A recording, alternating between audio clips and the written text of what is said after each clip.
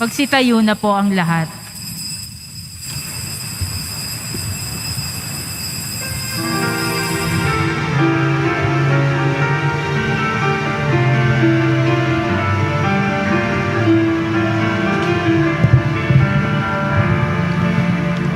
Ako'y kaawaan, umahal akong Diyos, sang-ayon sa iyong kagandahang loob. Mga sala ko'y iyong linisin, ayon din sa pag-ibig mo sa akin. Bubuksan na aking puso't isipan, pagsalansang ko'y aking kinikilala. Patawarin yaring kasalanan. Ako'y kaawaan, umahal akong Diyos, sang-ayon sa iyong kagandahang loob. Mga sala ko'y iyong linisin, ayon din sa pag-ibig mo sa akin.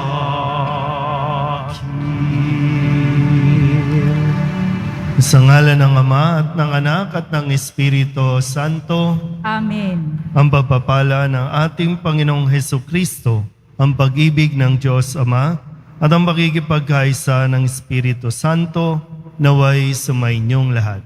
At sumayo rin. Mga kapatid, tinipon tayo bilang kaanib na angkan ng Diyos, kaya dumulog tayo sa maawaing Panginoong nagpapatawad ng lubos. Sinugong tagapagpagaling sa mga nagsisisi, Panginoon, kaawaan mo kami. Panginoon, kaawaan mo kami. Dumating na tagapag-anyayang mga makasalanan ay magsisi, Kristo, kaawaan mo kami. Kristo, kaawaan mo kami. Nakaluklok ka sa kanan ng Diyos Ama para ipamagitan kami. Panginoon, kaawaan mo kami. Panginoon, kaawaan mo kami. Kaawaan tayo ng makapangyarihang Diyos, patawarin tayo sa ating mga kasalanan at patnubayan tayo sa buhay na walang hanggan. Amen. Manalangin tayo. Ama naming makapangyarihan, ipinaglalaan mo kami ng kaukulang tulong na sa aming kahinaan ay iyong itinutugon. Ang iyong kaloob sa ikapagpapatawad ng mga kasalanan ay makamtanawa namin ng buong kaligayahan. Sa pagtanggap namin nito, kami naway makapamuhay ayon sa inaasahan mo sa pamamagitan ni Jesucristo, kasama ng Espiritu Santo, magpasawalang hanggan. Amen. Magsiupo muna ang lahat. Pagbasa mula sa aklat ng karunungan. Sinabi ng masasama, tambangan natin ang mga taong matuwid, pagkat hadlang sila sa ating mga balak. Ipinamumukha nila sa atin ang pagsuway sa kautusan, at sinasabing tayo'y nagkasala laban sa ating kaugalian. Ipinamamarali nilang nakikilala nila ang Diyos, at sinasabing sila'y anak ng Panginoon. Sila ang nagbibigay sa atin ng mga problema. Makita lang natin sila'y balisa na tayo, pagkat kaiba ang gawain nila at pamumuhay. Ang palagay nila sa atin ay mababang mababa, at nandidiri sila sa ating gawain. Sinasabi nilang kaligayahan ang wakas ng matuwid, at ipinamamagaling na sila'y anak ng Diyos. Tingnan natin kung ang salita nila'y magkakatotoo, kung ano ang mangyayari sa kanila pagkamatay nila. Kung ang mga matuwid ay anak nga ng Diyos, sila ay tutulungan niya at ililigtas sa mga kaaway. Subukin natin silang dustain at pahirapan upang malaman natin kung hanggang saan ang kanilang kagandahang asal at kung hanggang kailan sila makatatagal. Subukin nating ibingit sila sa kamatayan. Yamang ang sabi nila ay iingatan sila ng Diyos. Iyon ang usapan ng masasama, ngunit sila'y nagkakamali, pagkat binubulag sila ng kanilang kasamaan. Hindi nila natalos ang lihim na panukala ng Diyos. Hindi sila umasa sa gantimpala ng kabanalan. Hindi naisip ang magandang wakas na malinis na pamumuhay. Ang salita ng Diyos. Salamat sa Diyos.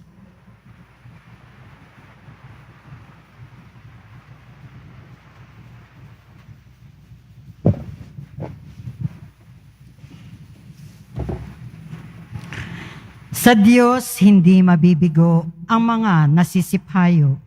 Sa Diyos, hindi mabibigo ang mga nasisiphayo. Nililipol ng Diyos yaong masasama hanggang sa mapawi sa isip ng madla. Agad dinirinig daing ng matwid.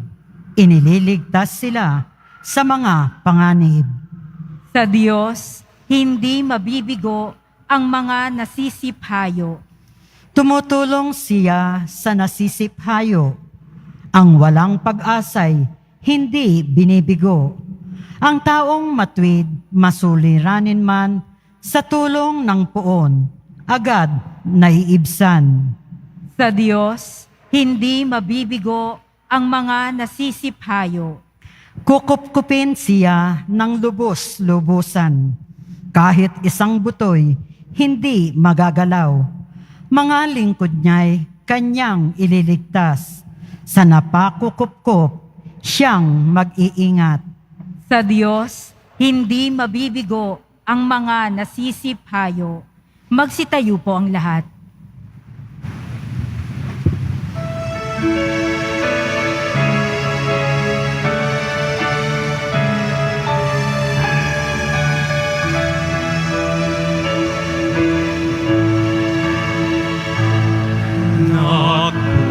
Nagpupuri kami sa'yo, Panginoong Jesucristo. Nagpupuri kami sa'yo, Panginoong Jesucristo. Ang tao ay nabubuhay, hindi lamang sa tinapay, kundi sa salitang mahal mula sa bibig na banal ng Ama nating may kapal. Nagpupuri kami sa'yo, Panginoong Jesucristo.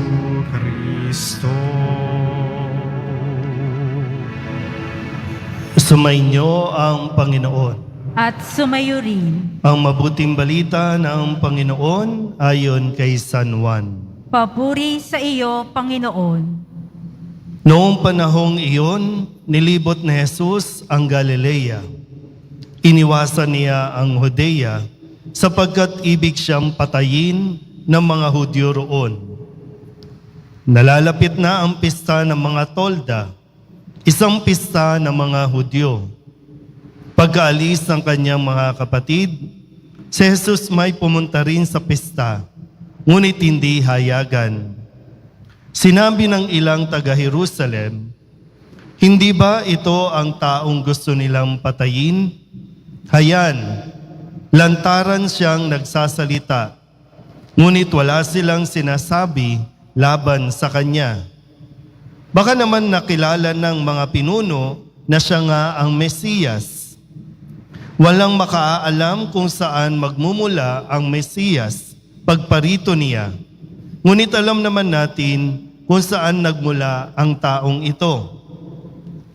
Kaya't nang nasa templo si Jesus at nagtuturo, malakas niyang sinabi, "Ako ba'y nakikilala ninyo? Alam ba ninyo kung saan ako nagmula? Hindi ako naparito sa ganang akin lamang. Ang totoo, ang siyang nagsugo sa akin. Ngunit hindi ninyo siya nakikilala. Nakikilala ko siya sapagkat ako'y mula sa Kanya, at siya ang nagsugo sa akin. Tinangka nilang dakpin siya, ngunit walang mangahas sapagkat hindi pa niya oras." Ang mabuting balita ng Panginoon. Pinupuri ka namin, Panginoong Hesukristo. Magsiupo muna ang lahat. Isang mapagpalang hapon po sa inyong lahat. Kamusta po? Alin ba sa dalawa ang naranasan na ninyo? Ang siraan o ang manira? Alin sa dalawa? Ang siraan o ang manira? Yan. Kasi minsan kala natin, no, tayo ang sinisiraan, pero pag tininan mo, tayo pala ang naninira. Maganda sa hapong ito, sa kabila ng init ng araw, ay atin pong suriin ng mabuti kung ano ang ating mga nagiging pag-uugali. Sabi po kasi sa unang pagbasa sa Aklat ng Karunungan, sabi ng masasama, tambangan natin ng mga taong matuwid dahil hadlang sila sa ating mga balak. Ipinamumukha nila na tayo ay sumusuway sa kautusan. At ang sabi pa, makita lang natin ang mga mukha nila, balisaan na tayo dahil iba ang kanilang ginagawa o ang pamumuhay nila sa atin. Naintindihan po ba? Kung sakali, nandoon ka sa punto na ikaw ay sinisiraan, ito ang nararamdaman ng mga taong naninira sa iyo. Pag sinisira, ibig sabihin kasi, maayos ka. Sisirain pa ba yung sira na? Kaya nga minsan sa mga pag naglilibot tayo, no? Alin ba ang sinisirang daan? Yung sira o yung maayos? Di ba mapaisip ko, di ba? Maayos naman. Bakit sinisira? Para daw mas malaki ang kita. Kapag yung mga sira na matagal ng panahong sira, ayaw ayusin. Kasi nga sira na, ano pang sisirain dyan? So ngayon, kung sakaling nararanasan mo na ikaw ay sinisiraan, baka kasi okay ka. Ang problema, ang kailangan din kasi natin makita, ano yung nagiging reaksyon mo? Paano mo hinaharap ang mga taong naninira sa iyo? Sa panahon natin ngayon, marami at napakadaling manira. Magpo-post ka lang sa Facebook, sa Twitter, sira na yung tao. Pero ikaw naman, apektado ka na halos gumuho ang mundo mo dahil lamang may naninira sa iyo. Ang tanong, totoo ba ang paninira na binabanggit sa iyo para mag-react ka ng ganyan? Kasi kung alam mong hindi totoo yun, kalma ka lang. Pero kung alam mong talagang totoo yung sinasabi niya, ayaw mong mabuking. Kaya, re-rest back ka. Sisiraan mo din. So, nagsisiraan na tayo. Ang pakiramdam nung sinisira, api siya. Pakiramdam nung naninira, tama siya. Sabihin nyo nga sa katabi ninyo, huwag tayong manira. Kasi kung naninira ka, lumalabas talaga yung kapangitan mo. Ikaw ang nasasalamin sa sinisira mo. Ayun nga, sabi ko, no? Nasaan ba tayo? Deboto tayo ng Nazareno, pero nasaan tayo sa pag-uugaling yan? Tayo ba ang sinisiraan? O tayo ang madalas na naninira? Kasi si Kristo, sa ating Ebanghelyo, kung masusundan natin, wala namang ginagawang masama. Tulong siya ng tulong sa mga taong may sakit. Pero kapag tinutulungan niya ang taong may sakit, ano ang sinasabi ng mga Hudyo at mga Pariseyo, nung ibang mga talagang sunod na sunod sa kanya? Hindi nakikita yung nagpagaling siya. Ang nakikita, nagpagaling siya sa araw ng pamamahinga. Bawal yun. Kasi sila, sa loob ng mahabang taon, wala pa silang napapagaling ni isa. Pero parehong nasa templo yan, parehong nasa simbahan, parehong nasa Quiapo yan, naglilingkod, nagsisiraan. Ano mangyayari sa atin ito? Pero balik tayo sa Poong Jesus Nazareno. May sinasabi ba si Jesus laban doon sa mga naninira sa Kanya?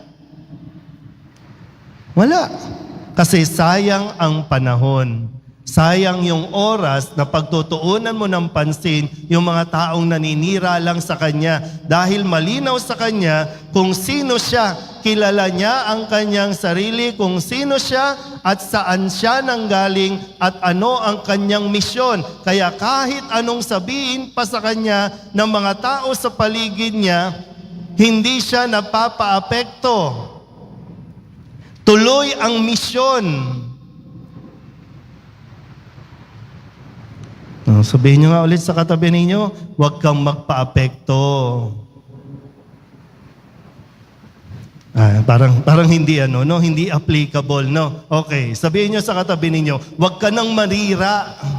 Yan. Baka mas applicable pa, no? Kasi dasal tayo ng dasal sa Poong Nazareno, pero ang natututunan natin, kanino ba? Natututo ba tayo sa Nazareno o natuto tayo dun sa mga taong ayaw sa Nazareno? Kasi konting salita lang, talagang, hindi ako papayag dyan. Kailangan gumanti tayo. Kaya walang patid yung comments, usapan, palitan, na ang dami nang nai-involve kahit hindi kayo kilala, nababasa kung ano ang mga pinag-aawayan ninyo.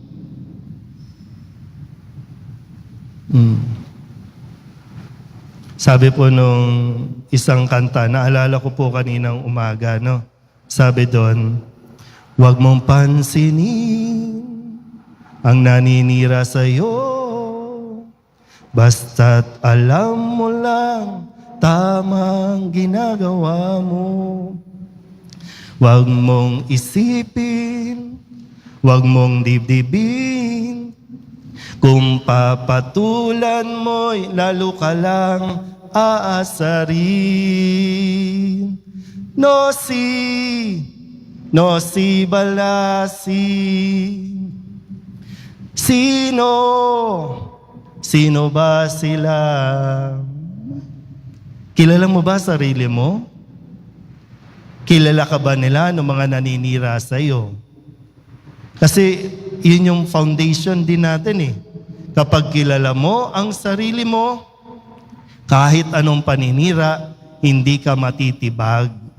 Kahit anong sabihin pangit sa iyo, basta't kilala mo ang sarili mo, matibay sa iyo, ikaw ay deboto ng Nazareno, hindi ka papatol sa kanila. Hindi mo ibababa ang iyong pagkatao para lamang patulan ang mga walang kwentang bagay na paninira sa iyo. Malinaw dapat sa iyo, anak ka ng Diyos, deboto ka ng Poong Jesus Nazareno. Amen?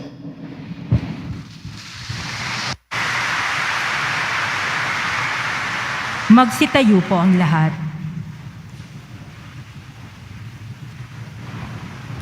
Minamahal ko mga kapatid, sa ating paglalakbay sa buhay, idalangin natin na pagkalooban tayo ng tapang na magsalita at magsikap para sa katotohanan. Ang ating pong itutugon, Panginoon, palakasin mo kami sa iyong katotohanan. Panginoon, palakasin mo kami sa iyong katotohanan. Ang mga kasapi ng simbahan naway magsikap na palaganapin ang mabuting balita ni Jesus sa buong mundo. Manalangin tayo. Panginoon, palakasin mo kami sa iyong katotohanan. Sa pamamagitan ng pagninilay sa pagpapakasakit ni Jesus sa krus, ang mga taong hindi sumasampalataya naway manampalataya. Manalangin tayo. Panginoon, palakasin mo kami sa iyong katotohanan. Tayo nawa ay magkaroon ng kapayapaan sa isa't isa. Manalangin tayo. Panginoon, palakasin mo kami sa iyong katotohanan. Ang mga may sakit at mga dukha, naway maranasan ang nagpapagaling at mapagmahal na presensya ni Kristo. Manalangin tayo. Panginoon, palakasin mo kami sa iyong katotohanan. Idulog din natin sa Panginoon ang ating mga personal na kahilingan at mga panalangin para sa ating mga pamilya, kasama ang lahat ng mga misang pasasalamat, natatanging intensyon at mga kaluluwa na inihiling na ipagdasal sa misang ito.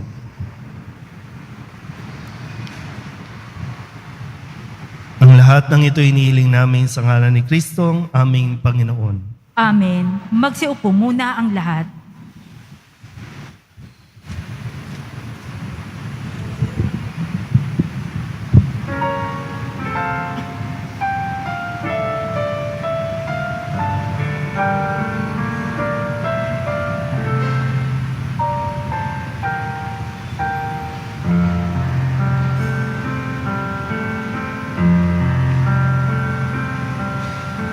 Sa'yo, Ama, aming handog, ang tinapay at alak na ito, handog ng iyong bayang sumasamot, humingi ng patawad mo. Magsitayo po ang lahat. Manalangin kayo mga kapatid upang paghahain natin ay kalugdan ng Diyos sa mga makapangyarihan. Tanggapin nawa ng Panginoon itong paghahain sa iyong mga kamay, sa kapurihan niya at karangalan, sa ating kapakinabangan at sa buong sambayanan niyang banal.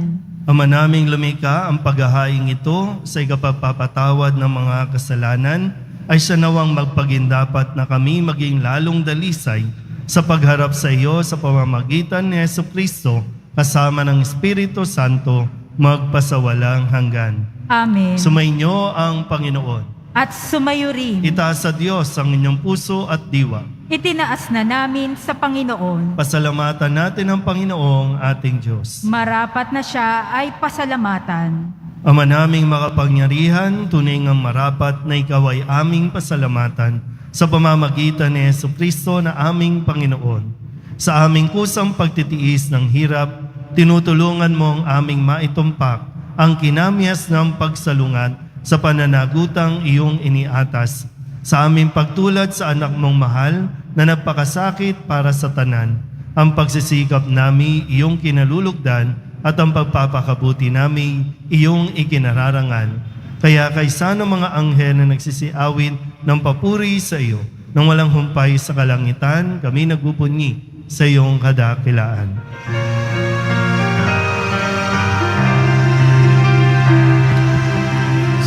Santo, Santo, Santo, Panginoong Diyos ng mga hukbo, napupuno ang langit at lupa ng kadakilaan mo. Hosana, Hosana, Hosana sa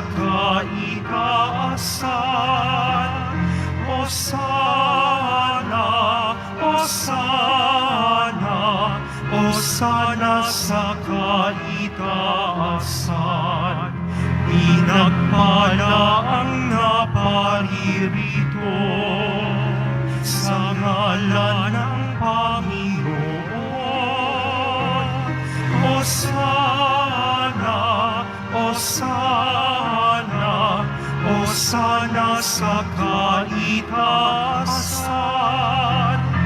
Hosana, Hosana, Hosana sa kaitaasan.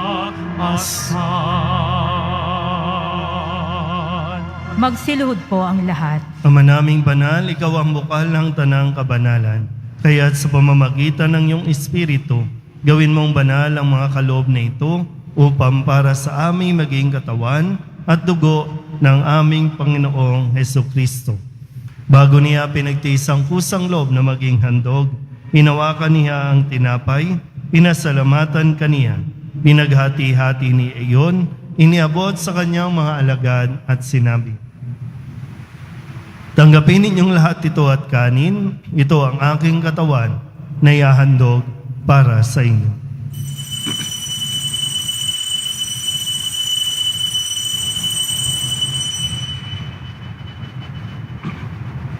Gayun din naman nang matapos ang hapunan, hinawakan niya ang kalis, muli kaniyang pinasalamatan. Iniabot niya ang kalis sa kanyang mga alagad at sinabi, "Tanggapin ninyong lahat ito at inumin. Ito ang kalis ng aking dugo, ng bago at walang hanggang tipan. Ang aking dugo na ibubuhos para sa inyo at para sa lahat, sa pagpapatawad ng mga kasalanan. Gawin ninyo ito sa pag-alaala sa akin."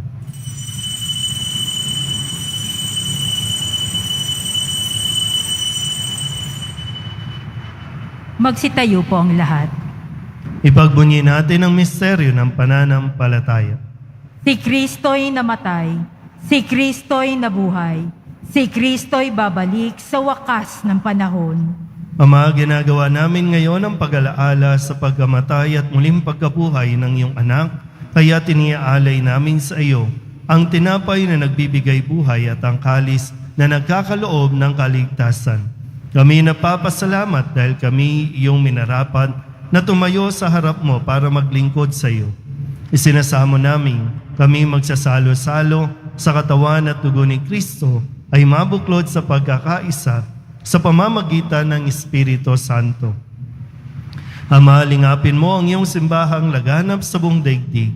Puspusin mo kami sa pag-ibig kaysa ni Francisco na aming Papa at ni Jose na aming Obispo at ng Tanang Kaparian. Alalahanin mo rin ang mga kapatid naming nahimlay na may pag-asang sila'y muling mabubuhay, gayon din ang lahat ng mga pumanaw. Kawaan mo sila at patuloyin sa iyong kaliwanagan. Kawaan mo at paginapating kaming lahat na makasalo sa iyong buhay na walang wakas. Kaysa ng mahal na Birhen Maria na ina ng Diyos, ng kabiyak ng puso niyang si San Jose. Kaysa ng mga apostol at ng lahat ng mga banal na namuhay dito sa daigdig ng kalugod-lugod sa iyo, may pagdiwang nawa namin ang papupuri sa ikararangal mo sa pamamagitan ng iyong anak na aming Panginoong Hesukristo. Sa pamamagitan ni Kristo, kasama niya at sa Kanya, ang lahat ng parangal at papuri ay sa iyo, Diyos amang makapangyarihan, kasama ng Espiritu Santo, magpasawalang hanggan. Amen. Amen.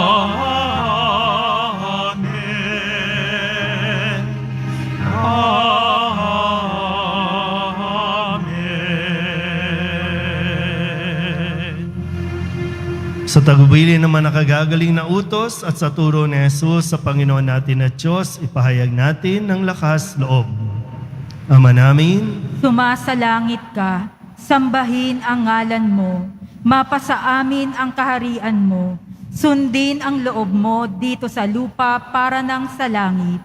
Bigyan mo kami ngayon ng aming kakanin sa araw-araw at patawarin mo kami sa aming mga sala para ng pagpapatawad namin sa nagkakasala sa amin at huwag mo kaming ipaintulot sa tukso at iadya mo kami sa lahat ng masama. hinihiling namin kami ihadya sa lahat ng masama pagkalooban ng kapayapaan araw-araw, iligtas sa kasalanan, at ilayo sa lahat ng kapahamakan. Samantalang aming pinananabikan ang dakilang araw ng pagpapahayag ng tagapagligtas naming si Jesucristo. Sapagkat iyo ang kaharian at ang kapangyarihan at ang kapurihan magpakailanman. Amen. Panginoong Jesucristo, sinabi mo sa iyong mga apostol, kapayapaan ang iniiwan ko sa inyo, ang aking kapayapaan ang binibigay ko sa inyo. Tunghayan mo ang aming pananampalataya at huwag ang aming mga pagkakasala. Pagkalooban mo kami ng kapayapaan at pagkakaisa ayon sa iyong kalooban, kasama ng Espiritu Santo, magpasawalang hanggan. Amen. Ang kapayapaan ng Panginoon ay laging sumainyo. At sumayo rin. Magbigayan po tayo ng kapayapaan sa isa't isa.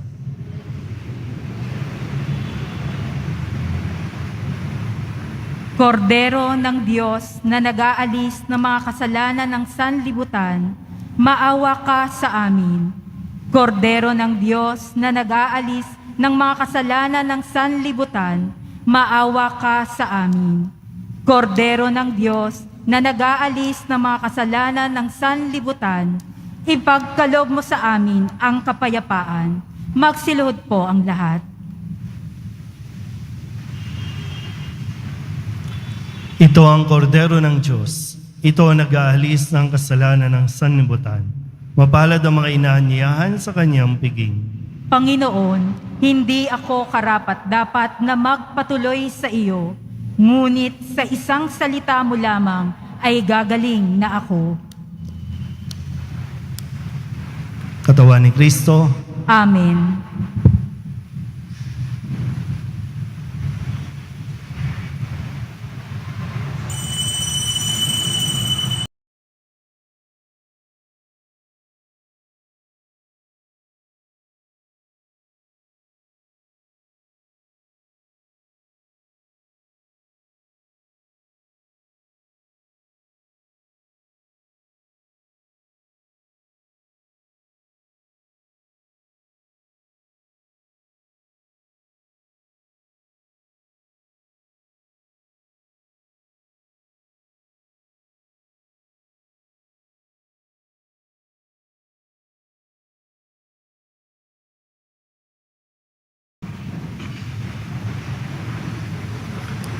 manalangin tayo.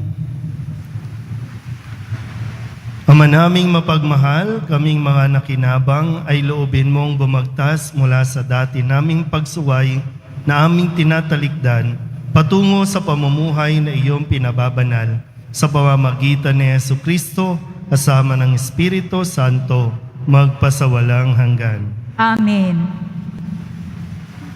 Magsilod po ang lahat at ating dasalin ang panalangin kay Kristong nakapako sa krus. Tunghayan mo akong naninikluhod sa iyong harapan, Jesus, sa butihin at katamis-tamisan. At ako ay dumadalangin at nakikiusap ng may maalab na kalooban upang loobin mo sa aking puso ay buhay na buhay kong madamang nakatitig ang pananampalataya, pag-asa at pag-ibig at ang wagas na pagsisisi sa aking mga kasalanan at ang matatag na pasyang magbagong buhay.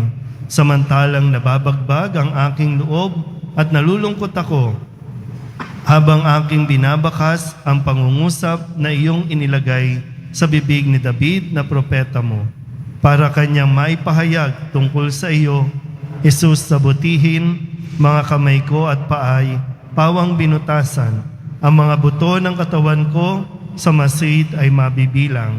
Amen. Magsitayo na po ang lahat. Sumainyo ang Panginoon. At sumayo rin. Manalangin tayo para sa pagbabasbas. Mahal na poong Jesus Nazareno, inihayag mo sa pamamagitan ng krus ang walang maliw na pag-ibig ng Diyos sa sangkatauhan. Pakinggan mo ang kahilingan ng iyong angkan na nagsusumamo sa iyo. Makamtanawa nila ang iyong katugunan at tanggapin ang kasagutan ng may utang na loob na tinatanaw. Basbasan din po ninyo mga dala-dala nilang mga imahin at dasalan at lahat ng mga may karamdaman. Sa pamamagitan ng bendisyon na ito, naway maalala nila ang mga pangako nila noon sa binyag na ikaw ang kanilang ibigin at paglilingkuran bilang Panginoon magpasawalang hanggan. Amen.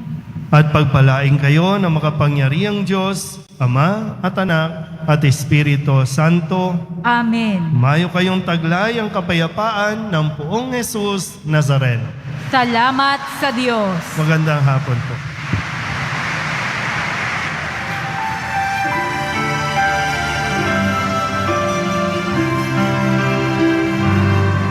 Nuestro Padre Jesus Nazareno, sinasamba ka namin. Pinipintuho ka namin. Aral mo ang aming buhay at kaligtasan.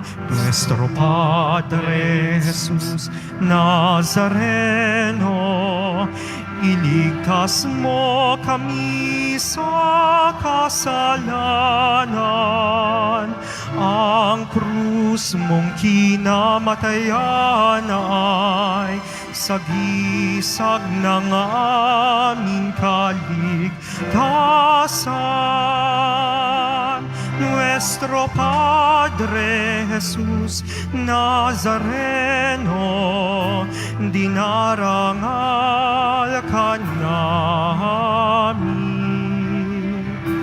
Nuestro Padre Jesus Nazareno, niluwalhati ka namin. Nuestro Padre Jesus Nazareno, dinarangal ka namin.